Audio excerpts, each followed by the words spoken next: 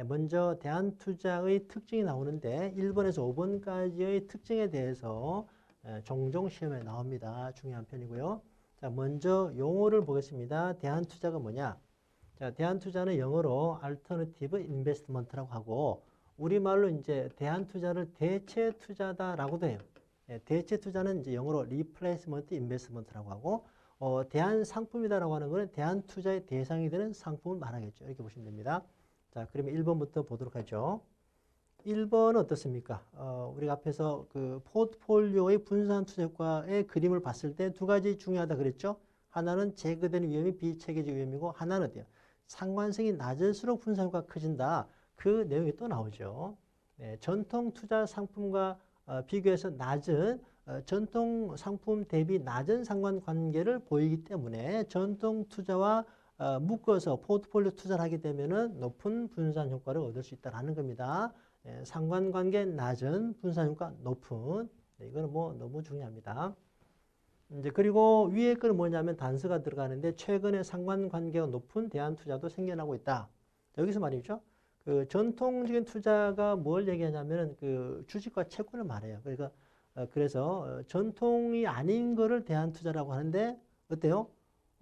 주식과 채권이 아닌 새로운 상품들이니까 낮은 상관관계를 보이지만 대한투자도 많이 진행이 되다 보면 어때요? 그 중에서 일부 높은 상관관계가 있는 것도 생겨나고 있다. 이렇게 이해를 하면 되겠습니다.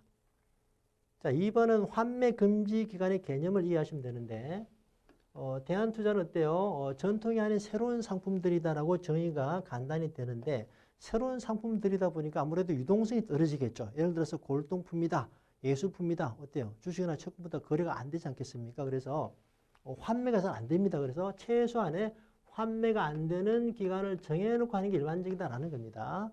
이 기간을 뭐라고 한다? 락업 피리어드, 환매 금지 기간이라고 한다라는 거죠. 자, 그리고 3번은 매수 중심이 아닌 전통 상품은 주로 어때요? 주식이나 채권은 매수하고 올라가야 수익이 나는 거죠. 그런데 대한투자는 다양한 투자 수단을 사용해서 공매도 어떻습니까? 숏도 가능하죠. 그래서 매도 중심도 된다는 뜻입니다. 자, 4번은 기관이나 거액 투자자 위로 참여가 됐는데 최근에는 일반 투자자로 범위가 넓어지고 있다 참고하시고요. 자, 5번은 높은 전문성이 요구된다. 전통이 아닌 새로운 것들이니까 새로운 것에 대해서 어때요? 희소성도 있고 거기에 대한 전문성이 더 귀해지겠죠. 그래서 운용자의 능력, 스킬이 중요하다. 그래서 운용자에 대해서 높은 보수, 높은 성공 보수가 적용이 된다. 요거를 220라고 외우시면 돼요. 220. 2는 운용 보수고 20는 성공 보수를 말합니다. 220를 보시면 돼요. 참고로 이제 퀀텀 펀드의 창시자가 조지 소로스죠. 유명한 헤지펀드 운용자 조지 소로스에게 당신은 왜 헤지펀드를 운영합니까? 라고 물어봤더니 성공 보수를 받을 수 있기 때문이다라고 답변했다고 합니다. 220를 기억하시면 돼요. 자, 이 그림은 아까도 말씀드린 대로 그죠? 두 가지 중요한 포인트를 다시 한번 보겠습니다. 첫 번째는 어때요? 분산을 하면 할수록 제거되는 위험이 비체계적 위험이다. 그죠? 첫 번째. 두 번째는 이러한 분산 효과는 상관성이 낮을수록 더 커진다. 두 가지 포인트를 기억하시면 되겠습니다. 자, 다음은 환매 금지 기간, 락업 피리어드가 나옵니다. 앞에서 설명했던 거죠.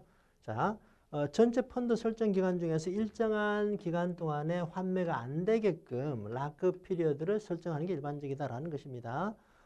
다시 설명하면은 대한투자는 전통이 아닌 새로운 상품들이고 예를 들어서 골동품이다, 예술품이다 이런 것들은 어때요? 전통에 비해서 거래가 잘 안 되겠죠. 그래서 유동성이 부족하기 때문에 일반 펀드처럼 전체 기간에 대해서 환매에다 응할 수 없는 거거든요. 그래서 락업 피리어드를 설정하는 게 일반적이다. 한 번 더 정리했고요.